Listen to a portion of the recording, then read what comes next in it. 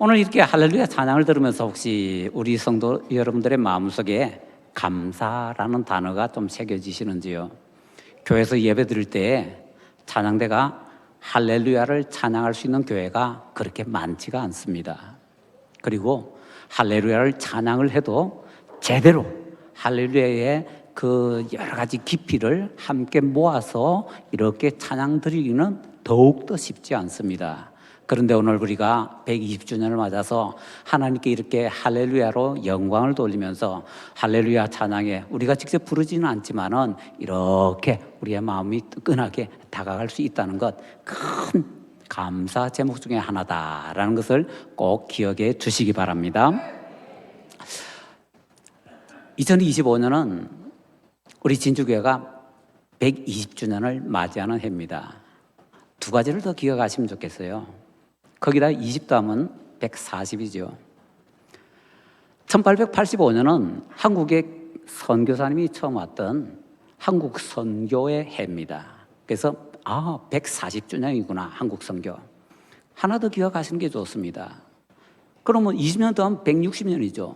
160년 전 그러면 1865년이죠. 그때는 어떤 일이 있었는가?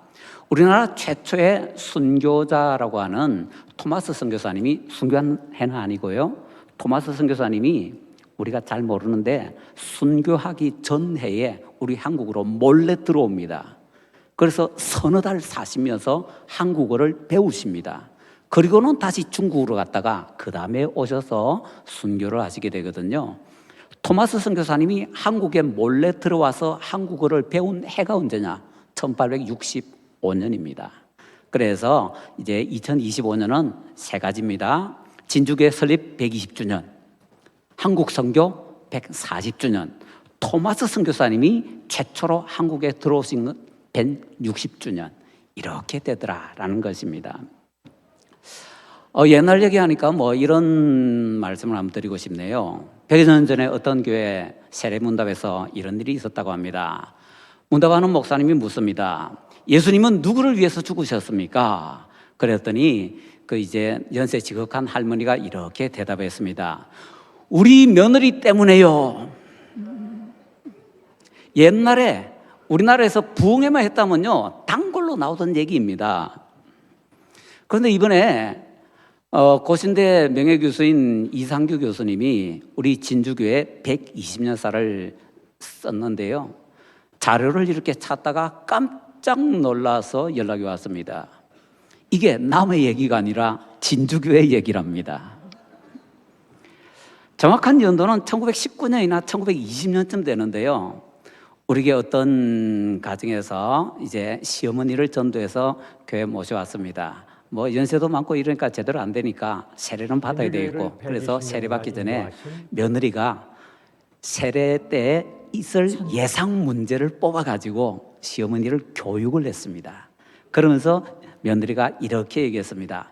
어머니, 목사님이 만약에 예수님이 누구 때문에 죽으셨어요? 라고 질문하면은 내 죄 때문이라고 대답하세요. 며느리가 내 죄 때문, 할머니가 제대로 들으신 모양입니다. 그래서 대답하기를 누구 때문에요? 우리 며느리 때문에요. 놀랍게도 우리 진주교회 소중한 역사 중에 하나였습니다. 이번에 120년사 책자 나왔다는데 그 속에 이런 것도 막 들어가 있거든요. 읽고 싶으시죠? 예, 한 가정에 한 권씩 다 나눠 드릴 겁니다. 자, 그러고 보니까 우리 진주교회는요, 역사가 120년이나 되기 때문에 우리가 잘 모르는 숨겨진 역사가 굉장히 많이 있을 것 같습니다. 그런 것을 찾아보기 전에 먼저 우리 진주교회가 세워지게 된 근본이시고 진주교회의 머리가 되시는 예수님이 어떤 분이신지 우리 말씀을 통해서 간단하게 먼저 살펴봐야 되겠습니다. 시편 110편은 신약 성경에서 제일 유명한 성경인데 안타깝게도 그걸 아는 성도님들은 거의 없습니다. 신약 성경에서 제일 유명한 구약 성경은요, 시편 110편입니다. 신약 성경에서 인용 또는 이거는 시편 110편인데 하는 이제 표시가 나는 것, 인유라고 합니다. 인용과 인유를 포함하면은 시편 110편이 신약에서 얼마나 사용이 되는가 하면 20번이나 사용됩니다. 그렇게 인용된 구약 성경이 없습니다. 인류 포함해서 정확하게 인용되었다라는 것을 확실하게 구절로 말할 수 있는 게 10개가 넘습니다. 그리고 이거는 시편 110편인데 할 수 있는 것도 몇 개가 있습니다. 그래서 20개라니까요. 그만큼 시편 110편은 중요합니다. 이 시편이 왜 중요한가 하면은 구약 성경에 대해서 오실 메시아에 대해서 가장 정확하게 잘 알려주는 내용이기 때문입니다. 그러면 이 시편 110편에서 예수님 메시아를 뭐라고 우리에게 소개하는가? 영원한 주인이라고 소개합니다. 영원한 주인으로 오신 예수님, 그 영원한 주인으로 오신 예수님께서는 세 가지 성격을 가지고 계십니다. 첫째로는요, 1절과 2절에서 영원한 왕이시라고 합니다. 하나님께서 하나님의 보좌 우편에 예수님 앉게 하셨다는 거 우리가 잘 알잖아요. 사도신경에서도 외우고 그게 시편 110편에서 이제 인용한 겁니다. 자, 그러면 오른편에 앉힌다라는 말은 굉장히 중요한데요. 요즘 말고 옛날로 들어갑시다. 옛날에 왕이 있습니다. 왕 옆에는 혹시 누가 위해를 갈지 모르니까 경호대장이 딱 경호를 할 것 아닙니까? 경호대장이 왼쪽에 서게요, 오른쪽에 서게요? 그런 걸 우리가 어찌 아냐? 근데 생각을 해보면 알 수가 있습니다. 보통 그런 용사들은 오른손잡이입니다. 오른손잡이니까 당연히 오른손에는 칼을 잡지요. 왼손에는요, 방패를 잡습니다. 그 방패 자기 맞기 위한 거 아니잖아요. 왕을 보호하기 위한 거거든요. 그러니까 경호대장이 왕의 오른쪽에 쓸까요? 왼쪽에 쓸까요? 뻔하죠. 왕의 오른쪽에 써야 됩니다. 그래야 그 경호대장의 왼손에 들고 있는 방패로 왕을 탁 이렇게 막아줄 수가 있는 겁니다. 그래서 왕의 오른쪽은요, 항상 경호대장의 자리입니다. 그런데 하나님께서 그 오른쪽에 예수님이 앉게 하셨다는 겁니다. 이건 뭘 말합니까? 경호대장이 건너에 쓴다는 거거든요. 그럼 하나님께서 서 있는 것도 아니고 앉게 하신다는 것은 나와 똑같아, 나와 동급이야 라고 선언을 하시는 겁니다. 그래서 다윗이 아무 소리를 안 들었는데도 하나님의 보좌에서 메시아께서 하나님의 보좌 우편에 딱 앉으신 것을 보고, 자기가 왕이니까 잘 알잖아요. 저분은 하나님하고 동급이구나. 그래서 뭐라고 하는 거야? 주께서 내 주께, 하나님 보좌 우편에 앉으신 그분이 내 주라는 겁니다.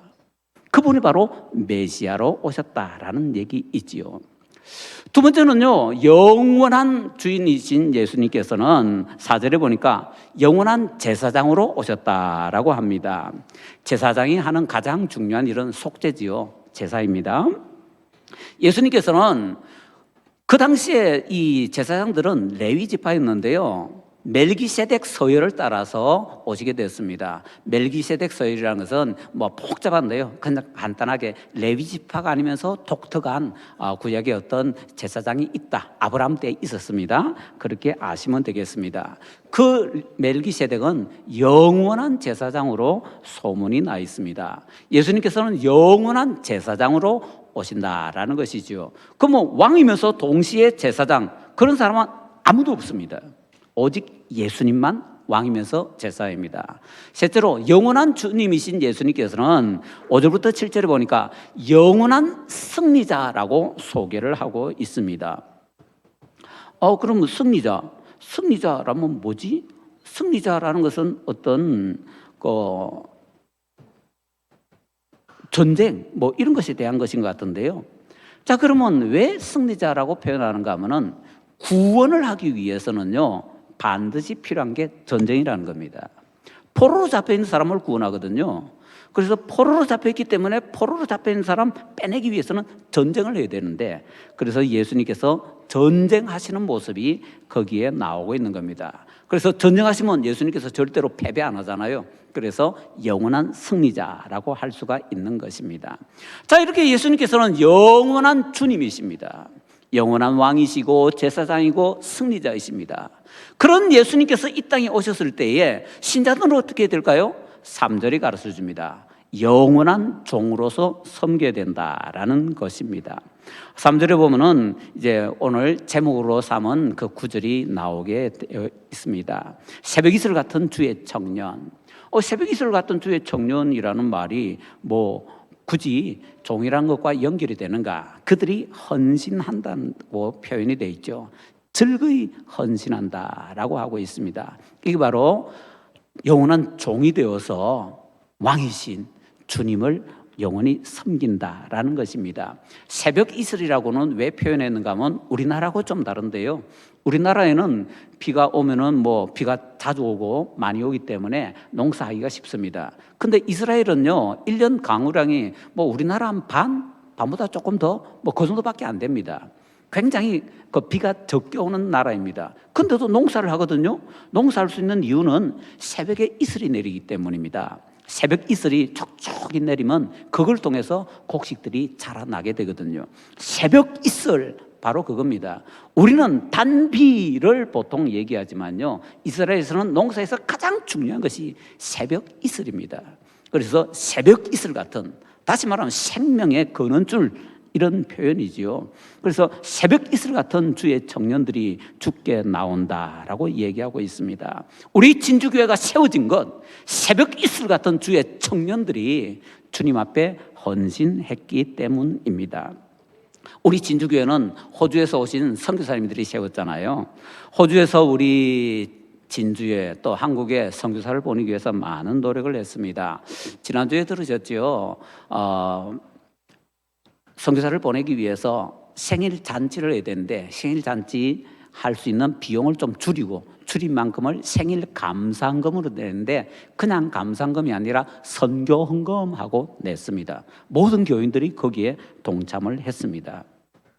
그리고 그들은요, 빚을 내서 선교를 했습니다. 우리가 잘 알고 있는 배돈병원 짓다가 불났거든요. 거의 완공되었는데 불났습니다. 그 배돈병원을 건축하기 위해서 커럴 선교사님이 호주에 가서 모금을 냈는데요, 1년 동안 모금해서 다 못 모아서 1년을 더 있었습니다. 그래서 2년 동안 겨우 모금해서 가져와가지고 그거 가지고 세웠는데 홀라당 타버렸습니다. 그럼 다시 세워야 될 거 아닙니까? 호주에서는 그거 세워주기 위해서 빚냈습니다. 빚내서 보내고, 또 선교사들을 파송할 때 많은 일에 있어서 학교 세운다든지 이런 일을 위해서 빚을 내서 우리에게 선교를 보내줬습니다. 그래서 선교를 했습니다. 혹시 우리 성도님들 빚내서 지금 선교사 파송하고 빚내서 어디 선교지에 병원 세워주고 학교 세워준다는 얘기 우리 한국에서 들어보신 적이 있으신지요? 호주 선교사님들은 빚내서 했는데요, 2차 대전 말기에 선교사님들이 다 쫓겨날 때 호주 선교사님도 쫓겨갔죠. 그래서 이제 한국 선교를 딱 정리하고 그 다음에 계산을 해보니까 빚이 너무 많아서 그 다음에 제 기억으로 20년 이상 동안 그 빚을 호주 교회가 갚았습니다. 그리고는 그 빚 다 못 갚았는데 우리 한국에 해방되니까 선교사 또 보내줬습니다. 그런 헌신들을 통해서 우리 진주교회가 서게 되었다라는 것입니다. 우리 진주는 서부 경남의 교육 중심, 의료 중심, 그리고 인권 운동에 있어서 중심으로 소문이 나 있습니다. 왜 그러냐? 그 호주 선교사님들의 그 수고와 헌신 때문입니다. 그분들이 그렇게 와서 빚내가지고 학교 세워주고, 빚내가지고 병원 세워주고, 빚내가지고 선교사님들이 일하면서 그 중에 하나 인권 운동, 특히 백정 해방 운동이라든지 아니면은 공창 폐지 운동이라든지 이런 걸 해가지고, 그래서 그 바탕으로 우리 진주가 경남에서 이렇게 제일 중심적인 도시가 될 수 있었더라라는 것입니다. 박경리 씨 소설 중에 제일 유명한 소설이 그 많은 토지잖아요. 토지에 보면은요, 그 주인공이 진주로 나오는 장면이 나옵니다. 그때 진주에 나왔을 때 어디가 자주 얘기가 나오는가 하면요, 교회 얘기가 나옵니다. 학교 얘기가 나옵니다. 근데 교회나 학교가 이름 없이 그냥 교회, 학교로만 나옵니다. 그럼 여러분께 한번 여쭤볼게요. 그 교회 어떤 교회게요? 진주교회. 100% 진주교회밖에 없었기 때문에 진주교회. 그리고 그 나오는 학교가 광림학교입니다. 호주 선교사님들이 세웠던 근대식 학교. 새벽이슬 같은 주의 청년들이 호주에서 한국으로 넘어와서 이렇게 우리 진주교회를 세우고 서부 경남의 중심이 되도록 만들어 주신 것입니다. 우리 진주교는 그래서 이런 표현을 하기는 좀 그렇지만요, 자랑할 만한 여러 가지 유산들이 많이 있습니다. 오늘은 그 중에서요, 우리나라 최초 몇 가지만, 우리나라 최초 몇 가지씩이나 궁금하시죠? 우리나라 최초 몇 가지의 우리 진주교회가 쓰임받은 것 한번 말씀을 드려볼게요. 우리 진주교회 선배들이 새벽 이슬 같은 청년이 되어서 메시아로 오신 예수님께서 나의 구원자가 되신다, 나의 영원한 주인이 되신다, 이걸 고백하면서 헌신을 하셨는데, 그 헌신한 것 중에 우리나라 최초가 되는 것 몇 개. 첫째로는요, 아는 거 말씀드리죠. 우리나라 최초로 공창 폐지 운동을 하게 됩니다. 공창이라는 것은 장녀, 몸 파는 여자들 있잖아요. 그건데 우리 경남이 그 당시에 가장 많았습니다. 우리나라에 있는 공창이 보면은요, 공창에 관련된 이 시설들을 보면은 경상남도에 70% 정도가 있었다고 합니다. 그 당시에. 그리고 우리나라에 있는 장녀들의 대부분이 상당히 많은 숫자가 경남 출신이었답니다. 단 조심스러운 것은 경남이 일본에 가깝고, 더 나가서 경남이 그때 우리나라에서 이 제일 못 사는 지역 중에 하나였거든요. 농사 지을 땅도 별로 없고, 전라도는 비 오고 하잖아요. 그러다 보니까 이 우리 경남에서 살기 힘들다고 딸들을 많이 팔았어요. 팔린 사람들이 전부 다 윤락가로 다 가는 거지요. 그래서 다 장녀가 되는 겁니다. 자, 그런 사람들이 주변에 너무 많으니까 공창 폐지 운동이 우리나라에서 일어나는데, 그게 어디에서 일어나는가 하면 진주에서 최초로 일어납니다. 물론 이거는 선교사님들이 시작했습니다. 그런데 진주에 있는 선교사님들은 자기들끼리만 일하지 않았습니다. 그들이 일을 할 때 항상 누군가 한국인들을 대동해서 같이 다녔는데, 그분들이 누구예요? 진주교회 교인들. 둘째로, 우리나라 기독교 최초의 성미 제도가 진주교회에서 시작되었습니다. 이번에 이상규 교수님이 120년을 쓰면서 또 한 가지 발굴한 중요한 내용입니다. 1918년경에 어떤 천도교인이 우리 진주교회에 등록을 하게 됩니다. 천도교인이라서 교회는 좀 멀리 했는데요, 애가 아파서 배돈병원 갔다가 치료를 받으면서 전도받고, 그래서 교회 오게 된 겁니다. 처음에는 남편 몰래 혼자 예수님 믿었습니다. 나중에는 남편에게도 알리니까 남편 난리 나지요. 남편은 천도교에서 굉장히 중요한 집안 사람인데요, 물론 그 부인도 마찬가지입니다. 그런데 그런 집안에서 이렇게 예수님을 믿게 된 그분이 가만히 보니까 교회 목회자들이 굉장히 수고는 많이 하는데, 그때 목회자들 사례도 제대로 못 져서 좀 많이 경제적으로 힘들었거든요. 그래서 생각을 해보니까 자기가 천도교회에 있을 때, 천도교회는 성미제도라는 것이 있는데, 그 성미제도를 통해서 천도교회 여름 일하는 분들 이렇게 섬겼다고 합니다. 교회도 그거 도입하면 되지 않겠나라고 생각해서 교회에 건의를 한 겁니다. 그게 1920년 또는 1921년입니다. 그래서 교회에서 그걸 받아들여서 천주교에서 하던 그 제도를 우리 진주교에서 실시를 하게 되었습니다. 한 10년쯤 하고 나서 1929년에 이학신 목사님이 우리 교회에 부임하시고 와서 보니까 다른 교회에서 못 보던 거 하고 있거든요. 이거 뭐지? 그래가지고 이것을 우리 장로교총회에다가 건의를 합니다. 그래서 1930년대 장로교에서 우리 기독교 처음으로 가장 먼저 성미제도가 만들어지게 됩니다. 그리고는 우리나라 다른 교단들로 성미제도가 쭉쭉 뻗어나가게 된 거지요. 장로교에서 30년대 이 성미제도가 안착이 되는데, 그보다 10년 전부터 진주교에서는 성미제도가 시작이 되었고 계속되었다라는 것입니다. 그러니까 이런 것만 해도 진주교회가 한국교회에 있어서 얼마나 중요하게 쓰임 받았는가라는 것을 알 수가 있습니다. 자, 최초가 2개 있습니다. 그 다음에 이제 또 최초, 또 다른 최초, 이제 우리가 별로 생각 못했던 최초를 하나 또 말씀드려 볼게요. 우리나라 최초로 자국인에 의해서, 자국인이면 한국인이죠, 우리 한국인에 의해서 최단기로 교회가 세워진 교회, 그 교회가 우리 교회입니다. 무슨 얘기냐? 좀 역사를 좀 읊어드릴게요. 우리나라는 선교사님이 들어오기 전에 우리나라 사람끼리 먼저 예수님이 있었습니다. 그게 황해도의 소래교회라고 보통 알려져 있는데요. 소래교회가 1883년 정도에 시작이 되었다라고 합니다. 그런데 소래교회가 1883년에 시작이 될 때 가정집에서 예배드렸습니다. 그러다 나중에 선교사님 또 들어오고 뭐 이러면서 나중에 교회를 언제 짓는가 하면은요, 1895년에 짓습니다. 약 12년 정도 뒤에 교회 건물을 우리나라 사람들이 우리나라 힘으로 건축을 합니다. 선교사님들 도와준다는데 필요 없다고 우리 힘으로 하겠다고 건축을 했습니다. 소래교회 빼고 서양 선교사님에 의해서 최초로 세워진 우리나라 첫 번째 교회는 세문안교회입니다.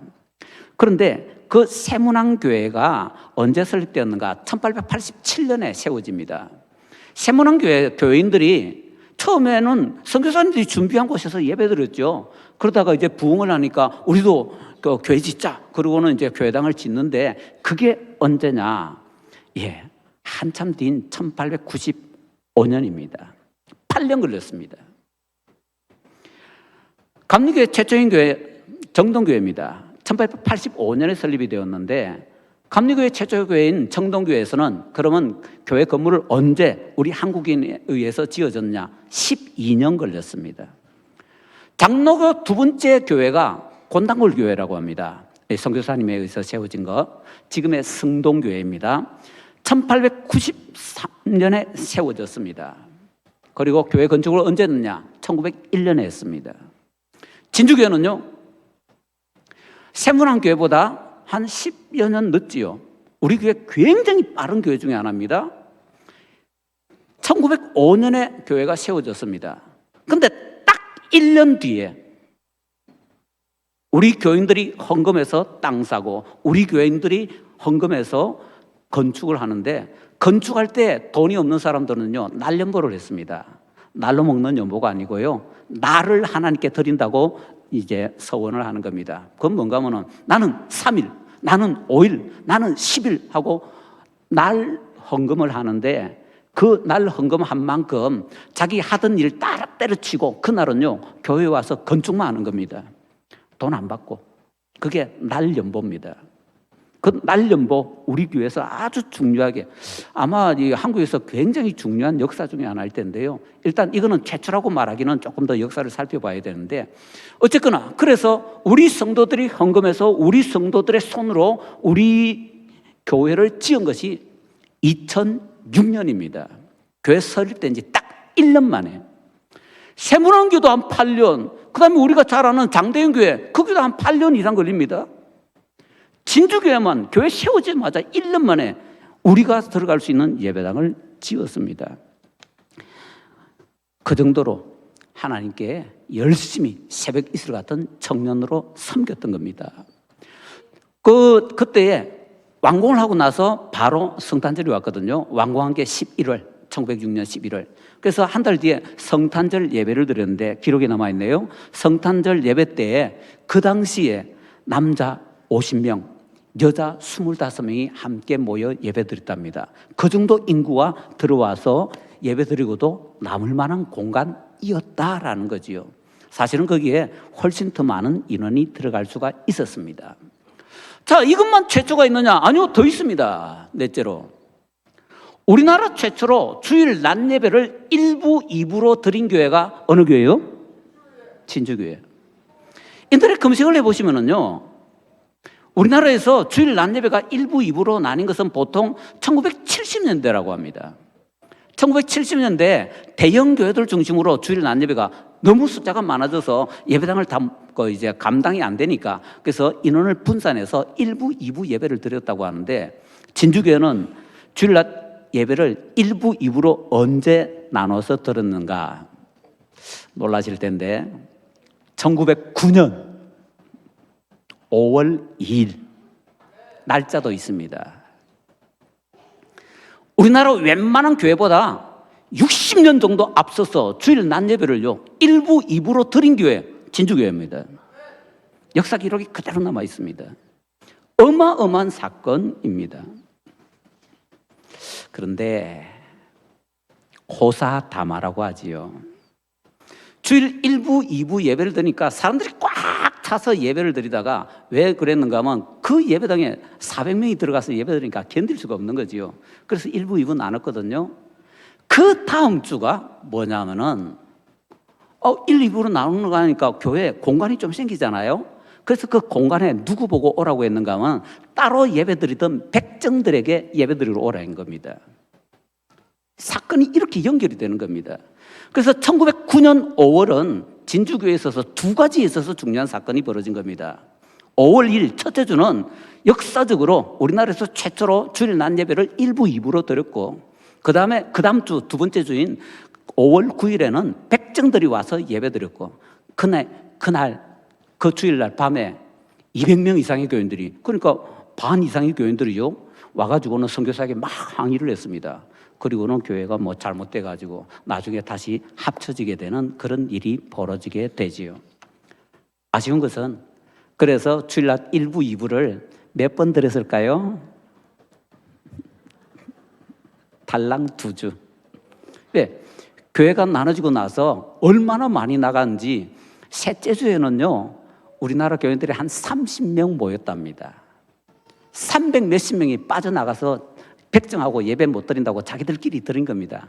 그걸 잘 이렇게 설득해서 다시 7월 마지막 주에 나갔던 사람들이 돌아와서 예배 드리고 8월 첫째 주에 백정들도 같이 와서 예배 드리게 된 겁니다.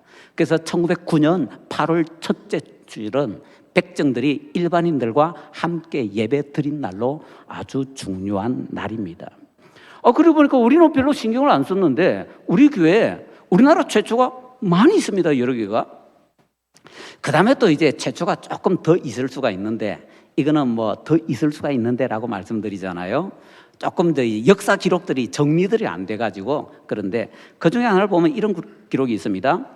1906년에 첫 예배당을 세운 후에 매일 밤마다 우리 교회가 아니고 북문 안에 전도실이 있었는데, 그 전도실에 성경 공부를 위해서, 주일 성경 공부를 위해서, 그리고 주일학교 공부를 위해서 우리 신자들이 정기적으로 모였습니다.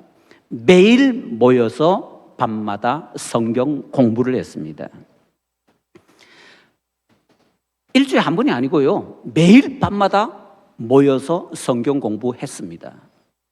이런 기록이 우리나라에요. 뭐 부흥회 이런 거 말고는 없습니다. 그런데 자생적으로 매일 밤마다 같이 모여가지고 성경 공부를 했습니다. 아마 우리나라 최초일 겁니다. 남들이 모를 때 빨리 인터넷에 써놔야 되는 겁니다. 우리 젊은이들 이런 거 막 인터넷에 진주교회가 이러면서. 그게 언제요? 1906년. 그리고 또 있습니다. 1915년 2월 11일에 우리 진주교회 지역에 있는 각 동리에서 우리 신자들이 청원하는 대로 목요일 밤마다 구역 기도를 하기로 조직을 했습니다. 우리 교회에서 구역 예배가 언제 생겼느냐? 1920년에 생겼습니다. 그런데 그보다 5년 앞서서 1915년에 목요일마다 구역 기도회를 시작했습니다. 그 동네에 있는 우리 교회 신자들끼리, 그러니까 그 구역 예배 대신에 먼저 구역 기도회가 시작한 거지요. 정기적으로 목요일마다. 1970년대 우리나라에 금요 철학기도회라는 것이 생깁니다. 그보다 몇십 년 전에 목요일마다 성도들이, 교회는 아니지만 구역끼리 모여서 구역 기도회를 했습니다. 어떻게 보면요, 금요 기도회의 전신이라고 할 수도 있을 겁니다. 이런 역사가 다른 교회에 있는가 저는 모릅니다. 그런데 여기서 조심스러운 거 하나 유의를 해보도록 하십시다. 그 중요한 최초의 새벽이슬 같은 청년들의 헌신은요, 얼마 안 있다가 다 사라졌습니다. 역사 속으로. 그래서 우리 진주교의 역사를 정리하면은, 죄송한 표현이지만 반짝이라고 표현을 할 수가 있습니다. 뭔가 새로운 것을 시작하기를 굉장히 즐깁니다. 반짝. 그런데 그게 지속적으로 이어져 나가지는 못합니다. 반짝하게 됐으면요, 그 다음은요, 우리 동료처럼 반짝 계속 반짝해야죠. 그런데 반짝.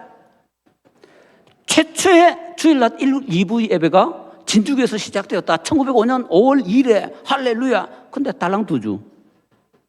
그다음부터는요, 교회가 뭐 나뉘어지고 뭐 엄청난 일이 벌어지면서 아마 사탄이 굉장히 시기했던 모양입니다. 그래가지고 그다음부터는 그게 역사 속으로 사라져버린 것이죠. 반짝이 아니라 반짝반짝 해야 되는데, 우리 교회는 안타깝게도 지구력이 좀 부족합니다. 뭔가 있어서 전문가가 되려면요, 반드시 해야 되는 것이 두 가지가 있습니다. 내가 내 분야에서 전문가가 되고 싶다. 반드시 해야 되는 두 가지가 있는데 이거 안 하면 못합니다, 전문가. 그게 뭐냐? 첫째는 선택이라는 겁니다.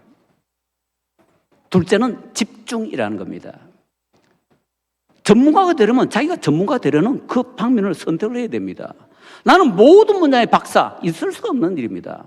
박사 따르면요, 과를 정해야 되고요, 과 속에서도 전문적인 하나 택해야 됩니다. 선택. 그 다음에 선택했으면 거기에다 쏟아 부어야 됩니다. 그래야 전문가가 됩니다. 근데 우리 진주교회는 반짝, 일도 반짝, 저 일도 반짝은 많이 했는데 그게 반짝 하면서 계속 이어지지를 못해서 안타깝게 우리는 어떤 분야에 있어서 전문이라고 그렇게 이름나지는 못하고 있다라는 것입니다. 마지막으로 120주년이기 때문에 교회 역사에 있어서 성도들의 숫자에 대해서 하나 말씀드리겠습니다. 1930년 4월 말 통계에 따르면 우리 진주교회 매주일 출석 예배 출석한 사람의 숫자가 500여 명이었다고 합니다. 1910년에 진주읍 중심으로 인구가 2만 명이었다고 합니다. 1945년 해방 직후에는 약 4만 명이었다고 합니다. 그럼 딱 그 중간 1930년이잖아요. 결국에는요, 1930년에 우리 진주시 인구가 얼마나 됐을까? 약 3만 명 정도? 근데 진주교회는요, 출석교회만 500명이 넘었다고 합니다. 재직교인 따지면요, 인구의 2% 이상이 진주 시민이 진주교회 교인이었습니다. 지금은요, 2020년에 진주 인구가 35만 2,750명으로 최고 정점을 찍고 있습니다. 2025년은 33만 6,964명이라고 합니다. 인구수 1%에도 대강 3,400명입니다. 우리 교회는요, 현재 1,800에서 조금 많이 치면은 2,000명 정도의 재적입니다. 출석은 주일학교 치면은 한 1,200 정도 될 겁니다. 옛날에 비하면은요, 죄송합니다, 우리가 쪼그라져 있는 겁니다. 선배들은 새벽 이슬 같은 청년이 되어서 그렇게 헌신을 했는데 우리는 좀 부족한 상태에 있다라는 겁니다. 힘을 내셔야 됩니다. 교회 출석 힘을 내셔야 되고요, 전도 힘을 내셔야 되고요, 나머지 여러 가지 일에서도 힘을 내서 새벽 이슬 같은 청년이 되는 것을 회복하셔야 됩니다. 거기에 하나 더해서 선배들이 못했던 것, 반짝 지구력 있게 뭔가 중요한 거 하나 선택을 해서 시작을 했다면은 계속해서 아름답게 유지해 나감으로써 진주교회 하면 진주교회 뭐 하고 오랫동안 이렇게 역사와 전통을 지켜오는 교회야 뭐 하고 진주교회 전공이 몇 개 생겨야 된다라는 것입니다. 오늘 120주년을 맞아서 우리 성도들의 마음속에 주님 새로운 120년의 역사를 쓸 때는 새롭게 멋지게 정말 반짝반짝하는 그런 놀라운 역사를 쓰게 하여 주시옵소서. 소원이 새겨지시기를 간절히 바랍니다.